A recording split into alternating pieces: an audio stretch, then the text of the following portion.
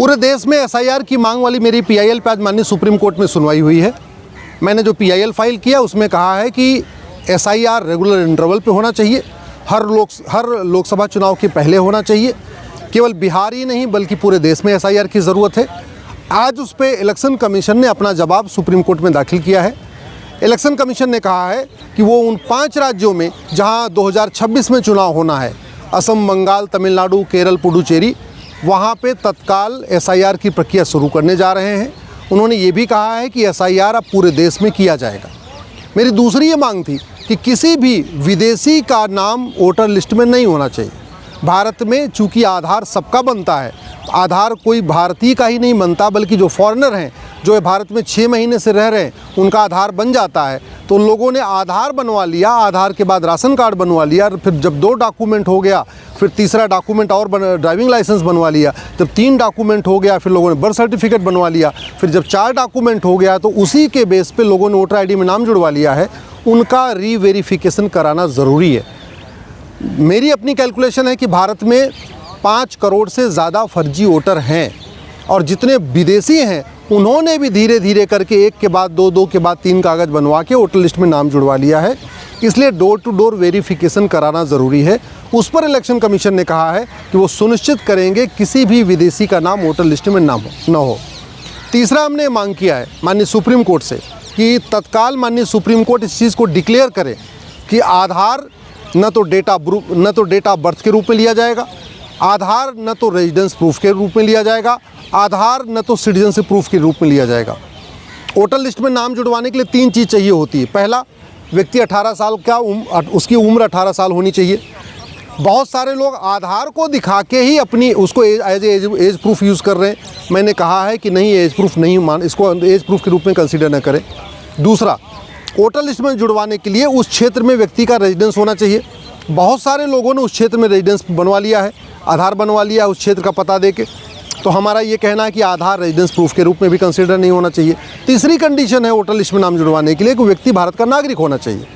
आधार जो 2023 के बाद बन रहा है उसमें खुद भी लिखा हुआ है कि आधार न तो एज प्रूफ है, न तो रेजिडेंस प्रूफ है, न तो डोमिसाइल प्रूफ है, न तो सिटीजनशिप प्रूफ है। आधार सिंपली आइडेंटिटी का प्रूफ है। आधार केवल ये देखता है कि हाँ, वो जो जिस व्यक्ति का नाम है, जो वो आधार नंबर है, वो व्यक्ति वही है या कोई और तो नहीं है। किसी एक ही नाम से कहीं 10 लोग तो नहीं आ रहे हैं। आधार केवल और केवल आइडेंटिटी का प्रूफ है। Age proof, residence proof, domicile proof या सिटीजनशिप का प्रूफ नहीं है। लेकिन बहुत सारे लोग आधार को यूज़ करके आधार का एज प्रूफ के रूप में यूज़ कर रहे हैं, आधार का रेजिडेंस प्रूफ के रूप में यूज़ कर रहे हैं, आधार का सिटीजनशिप के प्रूफ के रूप में यूज़ कर रहे हैं। ये गलत है, ये बंद करने की ज़रूरत है। इलेक्शन कमीशन ने कहा है कि वो सुनिश्चित करेंगे कि आधार का इस तरीके से गलत उपयोग न हो। मैं आशा करता हूं कि अगली सुनवाई जब 16 तारीख को होगी, इस पर फाइनल हियरिंग हो जाएगी और पूरे देश में एसआईआर की प्रक्रिया शुरू हो जाएगी। बहुत बड़ी मात्रा में, ख़ास तौर पे रोहिंग्या ने, बांग्लादेशियों ने बहुत बड़ी मात्रा में आधार बनवाया है और 1 के बाद 2 आधार बनवा लिया, आधार को दिखा के राशन कार्ड बनवा लिया। जब उनके पास 2 डॉक्यूमेंट हो गया, आधार और राशन कार्ड, फिर उसी को नगर निगम में दिखा के उन्होंने एज प्रूफ बनवा लिया, बर्थ सर्टिफिकेट बनवा लिया। फिर उनके पास जब 3 डॉक्यूमेंट हो गया फिर उन्होंने जनधन खाता खुलवा लिया, फिर उन्होंने उसी से अपना ड्राइविंग लाइसेंस बनवा लिया है और फिर धीरे धीरे ग्रेजुअली उन्होंने वोटर आईडी में नाम जुड़वा लिया है। इसलिए इसको डोर टू डोर जाके चेक करना ज़रूरी है। मैं सरकार से भी निवेदन करूँगा कि फर्जी आधार बनाने और बनवाने वालों के खिलाफ कठोर कार्रवाई शुरू करें, क्योंकि वर्तमान कानून में फर्जी डॉक्यूमेंट बनवाना गंभीर अपराध नहीं है। चाहे आप आधार बनवा लीजिए, कोई गंभीर अपराध नहीं है। फर्जी राशन कार्ड बनाना गंभीर अपराध नहीं, फर्जी ड्राइविंग लाइसेंस बनाना गंभीर अपराध नहीं, फर्जी वोटर आईडी बनाना गंभीर अपराध नहीं, फर्जी बर्थ सर्टिफिकेट बनाना गंभीर अपराध नहीं। तो केंद्र सरकार को तत्काल आधार एक्ट को भी बदलने की ज़रूरत है, बीएनएस को भी बदलने की ज़रूरत है और फर्जी डॉक्यूमेंट बनाने और फर्जी डॉक्यूमेंट बनवाने को गंभीर अपराध घोषित करने की ज़रूरत है। जब तक कानून में बदलाव नहीं होगा तब तक इलेक्शन कमीशन भी कुछ नहीं कर पाएगा। जैसे एनआरसी फेल हो गई थी असम में, वैसे ही ये एसआईआर भी पूरा देश में फेल हो जाएगा अगर तत्काल फर्जी डॉक्यूमेंट बनाने और बनवाने को जघन्य अपराध घोषित नहीं किया गया। इसलिए मैं सरकार से भी निवेदन कर रहा हूँ, आधार एक्ट को भी बदलें, बीएनएस को भी बदलें और जहाँ जहाँ डॉक्यूमेंट बनता है वहाँ पे एक डिस्प्ले बोर्ड लगना ज़रूरी है जहां आधार बन रहा है वहां पे भी एक डिस्प्ले होना चाहिए कि आधार बनाना और बनवाना जघन्य अपराध है। जहां राशन कार्ड बन रहा है वहां पे भी एक बड़ा डिस्प्ले बोर्ड होना चाहिए कि फर्जी राशन कार्ड बनाना और बनवाना गंभीर अपराध है। और कितनी सज़ा होगी, 5 साल की सज़ा होगी, 8 साल की सज़ा होगी, ये भी डिस्प्ले बोर्ड के ऊपर लिखना ज़रूरी है।